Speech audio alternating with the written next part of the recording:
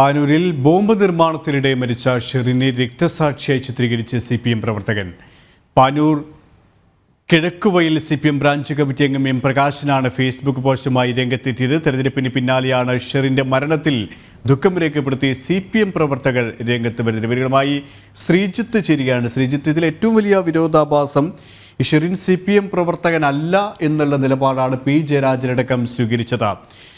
രാഷ്ട്രീയപരമായിട്ടുള്ള മറ്റു ചില ആരോപണങ്ങളും ഇതുമായി ബന്ധപ്പെട്ട് അവർ നടത്തുകയുണ്ടായി. പക്ഷേ ഈ ഒരു സമയത്ത് തന്നെ ഷെറിൻ്റെ സംസ്കാര ചടങ്ങിൽ CPM പ്രവർത്തകർ, DYFI പ്രവർത്തകർ പങ്കെടുത്തതൊക്കെയും മോഹനടക്കം മുൻ മന്ത്രിയായിരുന്ന മോഹനടക്കം KP മോഹനടക്കം പങ്കെടുത്തതടക്കം വലിയ വിമർശനങ്ങൾക്ക് ഇടവരുത്തുന്നു. അപ്പോഴും പാർട്ടി തള്ളിപ്പറയാണ് ചെയ്തത്. ഇപ്പോൾ CPM പ്രവർത്തകർ തന്നെ തെരഞ്ഞെടുപ്പിന് ശേഷം രക്തസാക്ഷി പരിവേഷം നൽകുകയാണല്ലേ?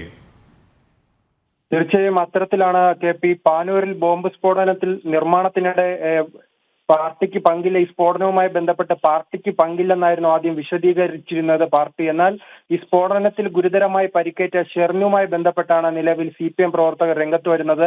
ഷെറിനെ രക്തസാക്ഷിയായി ചിത്രീകരിച്ചാണ് CPM പ്രവർത്തകന്റെ ഈ Facebook post. Panoor Kizhakkuvayal CPM branch committee അംഗം M പ്രകാശനാണ് ഇത്തരത്തിൽ ഫേസ്ബുക്ക് പോസ്റ്റുമായി വന്നിരിക്കുന്നത്. ഇയാൾ പ്രദേശത്തെ പ്രാദേശിക CPMന്റെ നേതാവ് കൂടെയാണ്. വളരെ ഈ പാർട്ടിയുമായി ബന്ധപ്പെട്ട് ആ സ്ഥലത്തെ കാര്യങ്ങൾ നോക്കി നടത്തുന്ന പാർട്ടിയുടെ ശക്തനായ ഒരു പ്രവർത്തകൻ കൂടിയായ M പ്രകാശനാണ് ഇത്തരത്തിൽ ഫേസ്ബുക്ക് പോസ്റ്റുമായി ബന്ധപ്പെട്ടിരിക്കുന്നത്. എന്തായാലും തെരഞ്ഞെടുപ്പ് കാലഘട്ടം കഴിഞ്ഞതോടെയായിരുന്നു ഇത്തരത്തിൽ ഫേസ്ബുക്ക് പോസ്റ്റുമായി ഇവർ രംഗത്ത് വന്നിരുന്നത്. നിലവിൽ 1 മാസത്തിലധികമായി ഇങ്ങനെ ഒരു മരണം സംഭവിച്ചു. എന്നാൽ ഈ സമയങ്ങളിലെല്ലാം പാർട്ടി പൂർണ്ണമായി തന്നെ ഷെറിന്റെ മരണവുമായി തങ്ങൾക്ക് പങ്കില്ലെന്നും ഈ ബോംബ് നിർമ്മാണം തങ്ങൾക്ക് വേണ്ടിയല്ലെന്നും ഷെറിനും പാർട്ടിയുമായി പങ്കില്ലെന്നുള്ള വിശദീകരണങ്ങൾ നൽകുന്ന ഘട്ടത്തിൽ ഇപ്പോൾ തെരഞ്ഞെടുപ്പ് കാലഘട്ടം പൂർണ്ണമായി മാറിയതോടെയാണ് ഇത്തരത്തിൽ ഷെറിനെ രക്തസാക്ഷിയായി എന്തായാലും ചിത്രീകരിച്ചിരിക്കുന്നത്.